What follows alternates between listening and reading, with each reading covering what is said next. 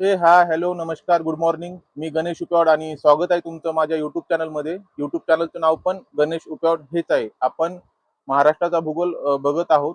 त्यामध्ये आपण 4 chapter complete केलेले आहे आणि हा जो आपण विषय बघत आहोत, हा जो टॉपिक आहे आपला हवामान, महाराष्ट्राचा हवामान या संदर्भात आपण परिपूर्ण माहिती घेत आहोत आणि महाराष्ट्राचा हवामान याच्याशी संबंधित या अगोदर ऑलरेडी 4 लेक्चर अपलोड करण्यात आलेले आहे आणि हा जो लेक्चर आहे तो 5वा आणि शेवटचा लेक्चर आहे. आणि आयोगाच्या हिशोबाने किंवा अन्य स्पर्धा परीक्षेच्या अनुषंगाने जर बघतो म्हणलं तर यावर वारंवार क्वेश्चन आलेले आहे, प्रश्न आलेले आहेत. तर इथं आज आपण जो विषय बघणार आहोत, महाराष्ट्राचा हवामान, डॉक्टर त्रिवार्ती यांच्या मतानुसार, इथं टायटल बघू शकता तुम्ही. ऑलरेडी आपण टायटल मेन्शन करून ठेवलेलं आहे आणि खूप महत्वाचा टॉपिक आहे आणि थोडं कॉन्सेप्ट बेस आहे, कारण इथं बरेचसे असे कन्सेप्ट दिलेले आहे. कारण हवामान या विषयाचे जे शास्त्रज्ञ आहेत, कोपेन यांच्या नंतर जे नवीन थेरी किंवा त्याच थेरीला चांगल्या पद्धतीनं जर कोणी बायफर्गेट केलं असेल तर ते आहे डॉक्टर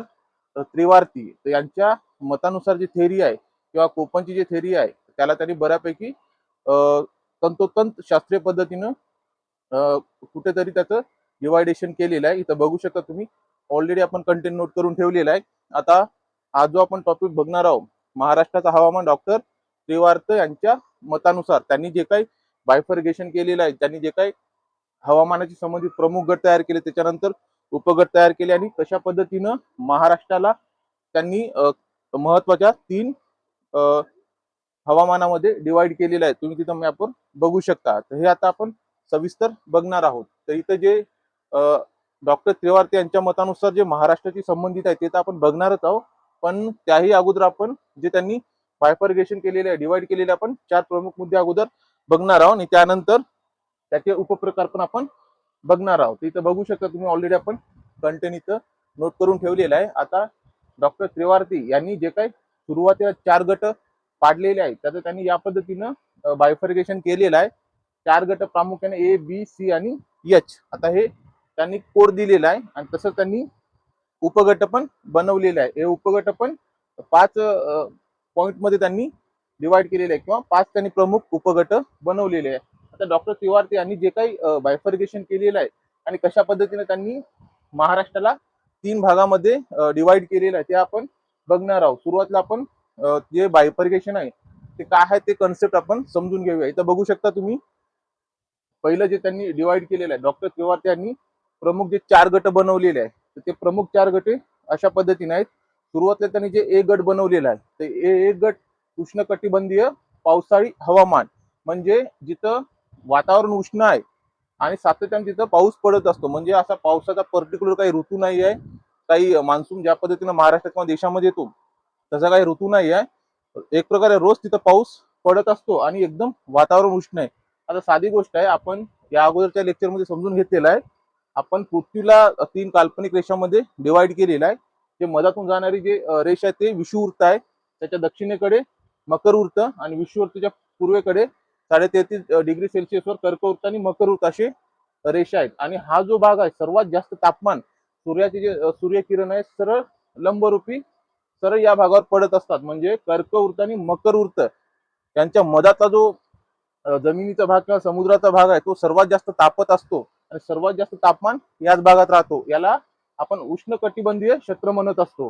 आणि सर्वात जास्त तापमान या ठिकाणी असल्यामुळे साहजिकच आहे, सर्वात जास्त तापमान जिथं सर्वात जास्त बाष्पीभवन तिथंच होत असतो. आणि समुद्रावर या भागामध्ये जो समुद्र आहे सर्वात जास्त तापत असतो, सर्वात जास्त तपत असल्यामुळे बाष्पीभवन सातत्याने आणि जास्त प्रमाणात होते आणि परत बाष्पीभवन जास्त झाल्यामुळे आणि ते बाष्प वर गेल्यानंतर वरचं वातावरण एकदम थंड असल्यामुळे साहजिक आहे, पृथ्वीचं जे वातावरण आहे, जमिनीवर जे टेम्परेचर असतो, जमिनीवर जसं जसं आपण वर जाऊ त्या पद्धतीने हवामान हे थंड होत जाते.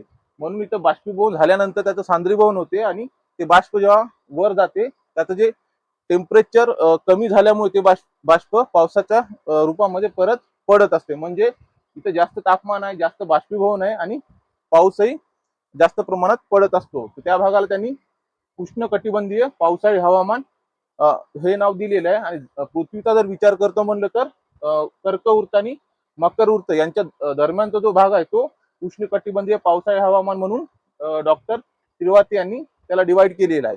तर हे झालं. त्याच्यानंतर त्यांनी जो बी जे उष्णकटिबंधीय शुष्क कोरडे हवामान, ज्याला बी त्यांनी या कोडनं नोट केलेलं आहे, आणि ते उष्णकटिबंधीय शुष्क किंवा कोरडे हवामान. आता वातावरण उष्ण आहे आणि कोरडे पण आहे. आता हे कुठं अडवू शकते? साहजिक आहे की या भागात राहणार नाही.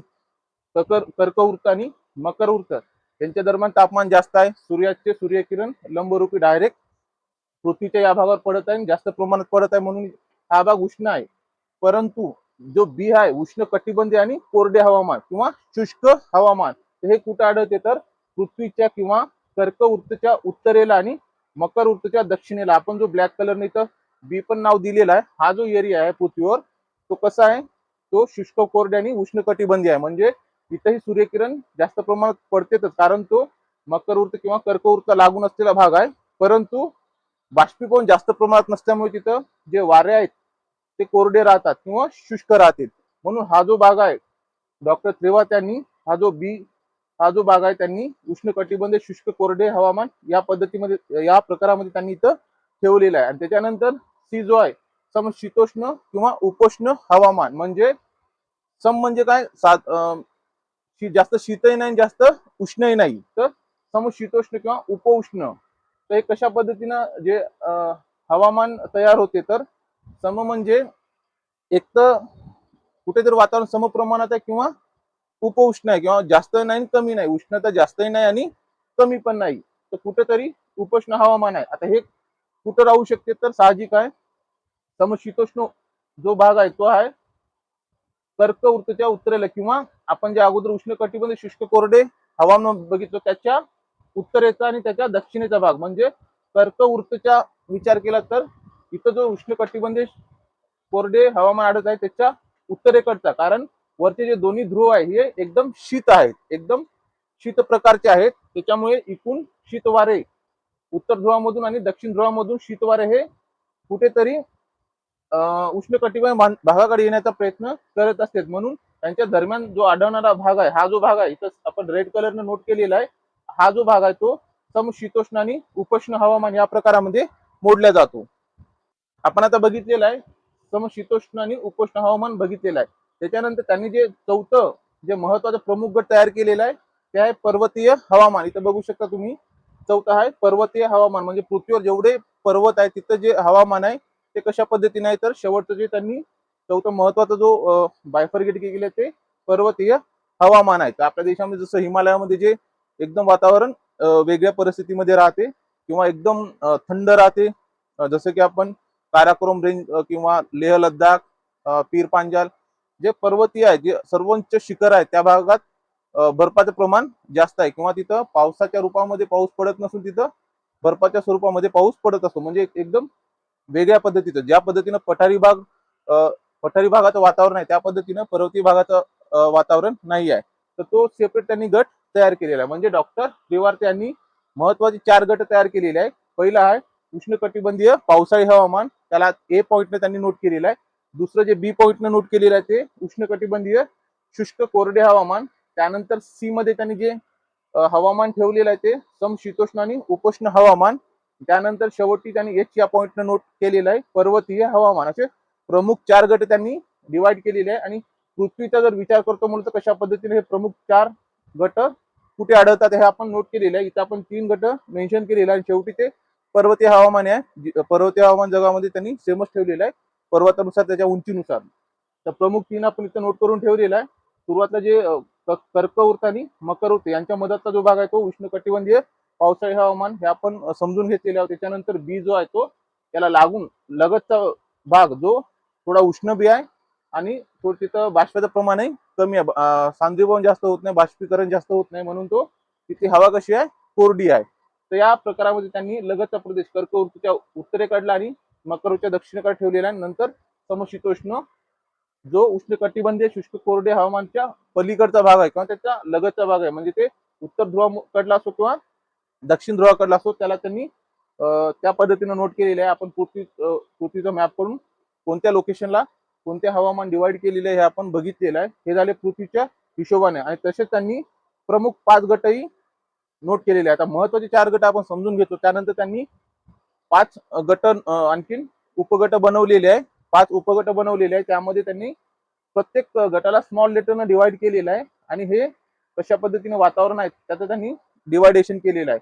त्यामध्ये पहिला उपगट आहे यम, मान्सून हवामान. आता हे जगाचा जर विचार करतो म्हणलं तर जगामध्ये 2च प्रकारचे ऋतू आढळतात, उन्हाळा आणि हिवाळा. परंतु आपल्या देशामध्ये किंवा काही जगाच्या काही भागामध्ये मान्सून प्रकारचा ऋतू पण आढळतो. पर्टिक्युलरली 3 ते 4 महिने तिथं पाऊस पडत असतो. त्याच रेंजमध्ये प्रत्येक वर्षी त्याच महिन्यामध्ये त्याच वातावरणामध्ये आणि एक पर्टिक्युलर त्याचा एक कालावधी ठरलेला असतो.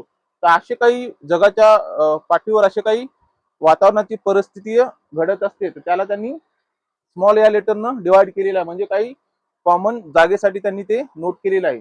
तर यम जे आहे ते मान्सून हवामान आहे. यामध्ये सेपरेट एक ऋतूच तयार होऊन जातो. त्यानंतर त्यांनी स्मॉल एस मध्ये समर ड्राय आणि विंटर रेन याला नोट केलेलं आहे. म्हणजे उन्हाळा कोरडा आणि हिवाळ्यात पर्जन्य. आणि स्मॉल डब्ल्यू न विंटर ड्राय, हिवाळा कोरडा आणि वाळवंटी हवामान.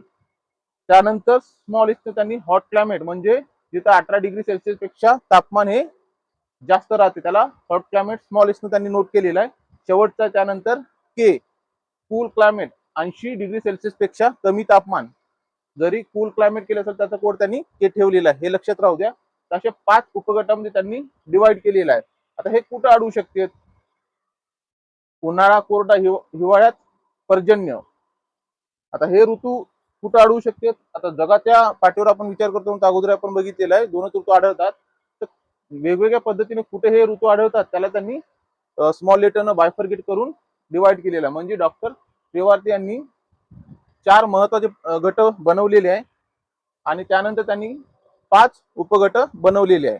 तर आपण हे 5 उपगट कोणते आहेत आणि प्रमुख 4 उपगट कोणते आहेत ते आपण समजून घेतलेले आहोत. आता आपण महाराष्ट्राच्या अनुषंगाने बघूया, कारण हा जर विषय बघतो म्हणलं तर इन डिटेल मध्ये बघतो म्हणलं तर खूप मोठा आहे आणि आपण एक्झाम ओरिएंटनं बघूया. जेवढं महत्वाचं आहे तेवढं आपण बघूया. इन डिटेल मध्ये इन डेप्थ मध्ये जाण्याची सध्या तरी काही गरज नाही आहे. तर तुर्तास आपण नंतर जेव्हा आपण भारताचा किंवा जगाचा भूगोल बघूया त्यामध्ये सविस्तरपणे हे विषय आपण डिकोड करूया. तुर्तास आपण जेवढं महाराष्ट्राचा भूगोल याच्याशी संबंधित आहे तेवढं आपण बघून घेऊया. तसं आपण महत्वाचे एक्झाम ओरिएंट महत्वाचे जे 3 टॉपिक आहेत किंवा 3 प्रमुख गट आहेत ते आपण समजून घेतलेले आहोत जगाच्या पाठीवर. तेच आपण आता इथं नोट करून घेऊया किंवा बघूया. इथं ऑलरेडी नोट केलेलंच आहे. महाराष्ट्राच्या पार्श्वभूमीवर कशा पद्धतीनं वातावरण डॉक्टर त्रिवार्ती यांनी डिवाइड केलेलं आहे ते आता आपण समजून घेऊया. तिथं बघू शकतो ऑलरेडी आपण कंटेंट नोट करून ठेवलेला आहे आणि महाराष्ट्राचा मॅप आहे आणि कशा पद्धतीने त्यांनी महाराष्ट्राला 3 भागामध्ये डिवाइड केलेला आहे बघू शकता तुम्ही.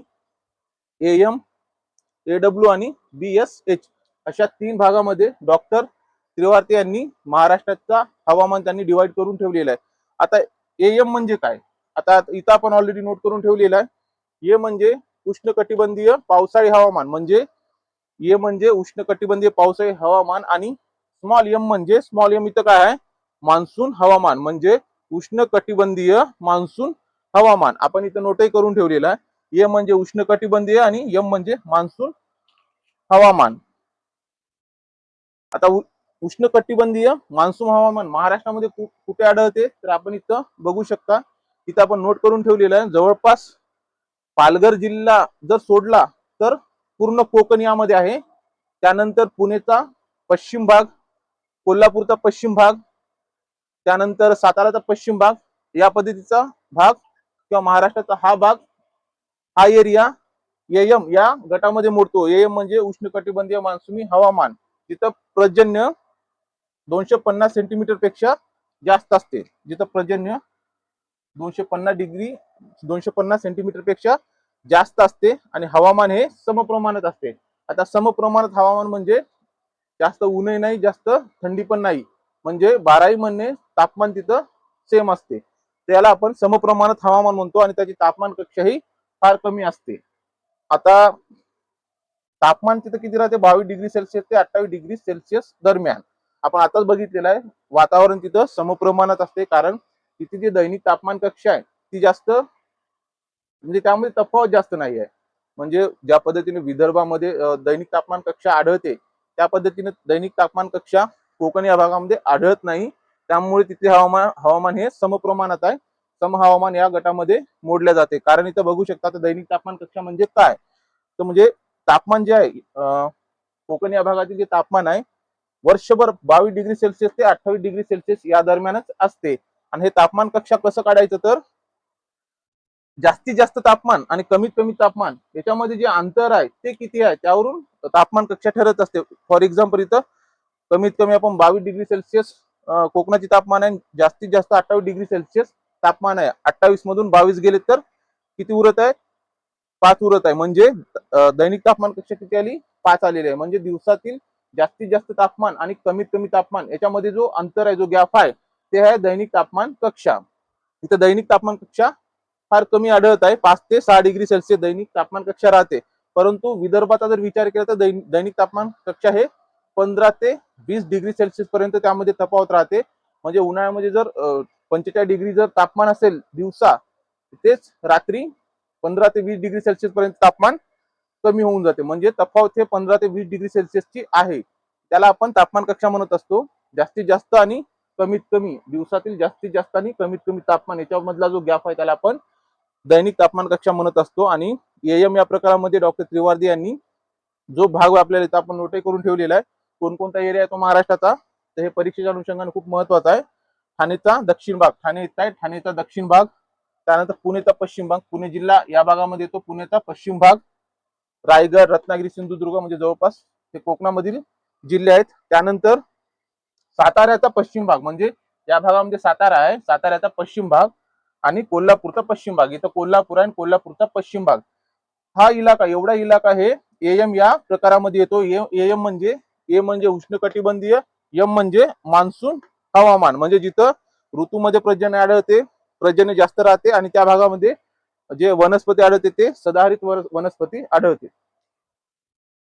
या प्रकारचं जे वातावरण आहे याबद्दल आपण माहिती घेतलेली आहोत. कोणकोणते एरिया येत असते ते समजून घेतलेले आहोत.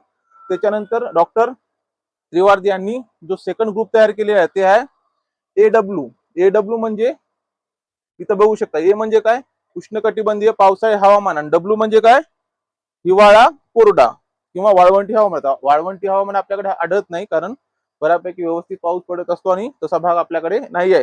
परंतु हिवाळा कसा राहतो, आपल्याकडे कोरडा राहतो. म्हणजे उष्णकटिबंधीय आणि हिवाळा कोरडा हा जो एडब्ल्यू चा भाग आहे, इथं बघू शकता तुम्ही, यामध्ये कोणकोणता भाग आहे, म्हणजे उष्णकटिबंधीय आणि वातावरण दमट व शुष्क हवामान. तर शुष्क हवामान म्हणजे हवेमध्ये बाष्पाचे प्रमाण कमी असणे, त्याला आपण शुष्क हवामान म्हणत असतो. तर किंवा कोरडे हवामान.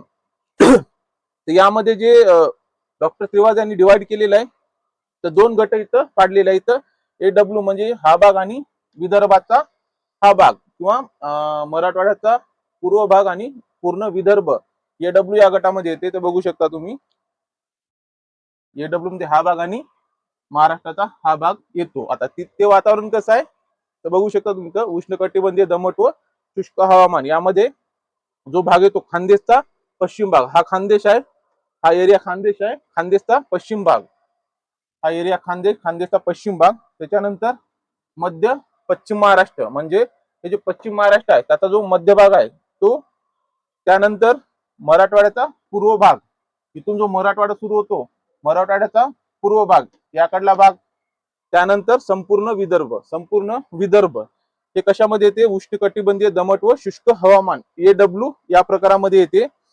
आणि तिथला हवामान कसं राहते, तर हवा एकदम कोरडी असते. उन्हाळ्यामध्ये आपण बघू शकता भयानक तापमान असते आणि वातावरणात किंवा हवेमध्ये बाष्पाचे प्रमाण फार कमी असते, आर्द्रता फार कमी असते. आणि तिथली दैनिक तापमान कक्षा पण त्यामध्ये पण भरपूर जास्त तफावत असते. तिथे ऑलरेडी तर नोट करून ठेवलेलं आहे. पर्जन्याचं जे प्रमाण आहे ते 100 डिग्री सेल्सिअस पेक्षा जास्त असते.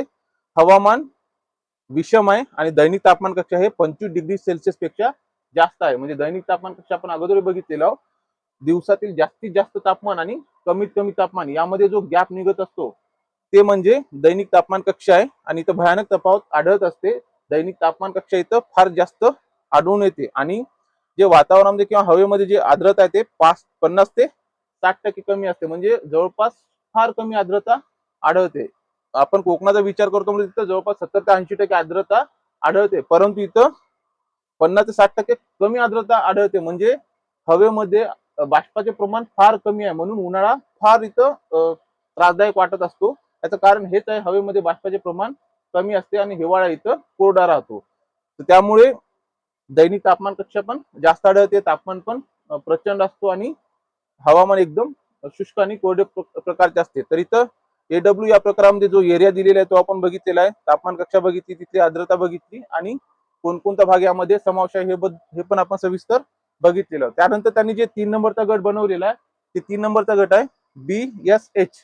आता यामध्ये जो आहे BSH जो भाग आहे, तर हे BSH म्हणजे काय, बी म्हणजे काय इथं बघू शकता तुम्ही. बी म्हणजे उष्णकटिबंधीय शुष्क कोरडे हवामान, म्हणजे उष्णकटिबंधीय शुष्क कोरडे हवामान, हे बी हा पॉईंट नोट करत आहे. त्यानंतर जो एस काय आहे, उन्हाळा कोरडा हिवाळ्यात पर्जन्य. तिथं आपल्याकडे आपला जो महाराष्ट्राचा भाग आहे त्यामध्ये उन्हाळा कसा जातो, तिथं कोरडा जातो. आणि एच काय आहे, एच आहे हॉट क्लायमेट, म्हणजे वातावरण खूप गरम राहते किंवा 18 डिग्री सेल्सिअस पेक्षा तापमान जास्त असते. 12ही महिने 18 डिग्री सेल्सिअस पेक्षा तापमान जास्त असते. म्हणून इथं त्यांनी या भागाला बीएसएच हा भाग म्हणून डिनोट केलेला आहे त्यांनी. त्यामध्ये BSH म्हणजे उष्ण कटिबंधीय, बी म्हणजे उष्ण कटिबंधीय, एस म्हणजे निमशुष्क आणि एच म्हणजे कोरडे हवामान किंवा निमकोरडे हवामान. या प्रकारामध्ये कोणकोणता भाग येतो इथं बघू शकता तुम्ही. खानदेशचा पूर्व भाग येतो, हा खानदेश आहे, खानदेशचा पूर्व भाग. त्यानंतर किंवा मध्य पूर्व भाग, पश्चिम महाराष्ट्र, हा जो पश्चिम महाराष्ट्र आहे याचा भाग येतो. त्यानंतर म्हणजे पश्चिम भागाचा पूर्वेकडला भाग येतो, नाही पश्चिम मराठवाडा आहे, हा जो मराठवाडा आहे ना, मराठवाड्याचा पश्चिम भाग हा BSH या भागात येतो. त्यानंतर पश्चिम महाराष्ट्राचा पूर्व भाग, हा जो पश्चिम महाराष्ट्र आहे त्याचा पूर्व भाग. हे 3 प्रकारचे प्रदेश या भागामध्ये येत असते. परत एकदा आपण बघूया, खानदेशचा मध्य पूर्व भाग, त्यानंतर पश्चिम मराठवाड्याचा पश्चिम भाग आणि पश्चिम महाराष्ट्राचा पूर्वेकडील भाग, हे BS या प्रकारामध्ये येतो. आणि यामध्ये जे पर्जन्य आहे ते कमी असते, 7 ते 70 सेंटीमीटर पर्जन्य असते आणि तापमान इथं 18 डिग्री सेल्सिअस पेक्षा जास्त असतो. आणि हे वर्षभर राहते, 12ही महिने तापमान 18 डिग्री सेल्सिअस पेक्षा जास्त राहते. म्हणून तिथं कोरडे हवामान आपल्याला आढळते. आणि आर्द्रता फार कमी, 40 ते 50 डिग्री सेल्सिअस पेक्षा टक्केवारीपेक्षा कमी आहे. आर्द्रता 40 ते 50% पेक्षा कमी आहे, म्हणून हवा इथं कोरडी आढळते आणि 18 डिग्री सेल्सिअस पेक्षा वर्षभर जास्त तापमान राहते.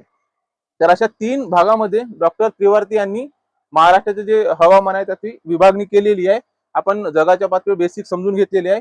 डॉक्टर त्रिवारती यांनी किती प्रकारामध्ये त्यांनी हवामानाचं बायफर्गेशन केलेलं आहे, प्रमुख गट बनवलेले आहे, प्रमुख गट 4, त्याच्यानंतर उपगट 5, याबद्दल आपण सविस्तर माहिती घेतली. आणि महाराष्ट्राला किती ग्रुपमध्ये डिवाइड केलेलं आहे आणि कोणत्या ग्रुपला त्यांनी कोणकोणत्या एरिया त्या ग्रुपमध्ये येते याबद्दल आपण सविस्तर माहिती घेतलेली आहे.